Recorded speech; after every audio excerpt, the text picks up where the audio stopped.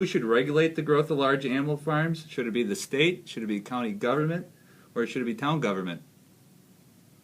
Well, first of all, early on in this campaign, I outlined a process that I think will significantly help the folks down in Kewaunee County deal with their crisis that they have with water down there. And that is number one, we need to marshal state resources, health department resources, DNR resources, university professors, and we need to converge on Kewaunee County and study this problem in depth. We need to know which wells are polluted. We need to know where the pollution's coming from.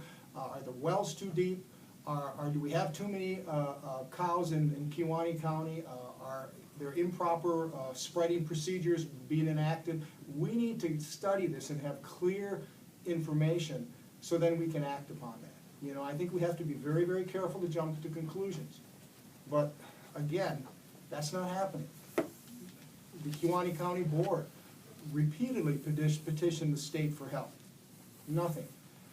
So that's got to be a first. That's got to be first. And you can bet that if I make it to the assembly, I will be a very loud voice and a champion so that we can marshal the state resources to help their situation. Joel, you have 3 minutes to answer that same question.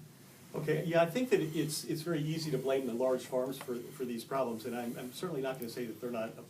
They certainly are a part of the problem, but there are a lot of the smaller farms that are not using standards that they should be using in Kewaunee County. A lot of the winter spreading that goes on, actually, that is more with the smaller farms than it is with the large farms. The large farms are actually more highly regulated by the DNR than the small farms are. But again, by no means am I saying that they are not part of the problem. I don't think we need to regulate the size of farms, but we certainly need to regulate how much manure goes on fields, and I would agree with Joe that we need to study that more. And again, it needs to be done from the framework that this is a different environment here than it is in many other areas of the state. So we need to know what works in our particular environment. We need to not allow spreading at all in those extremely sensitive areas that have sinkholes and that type of thing.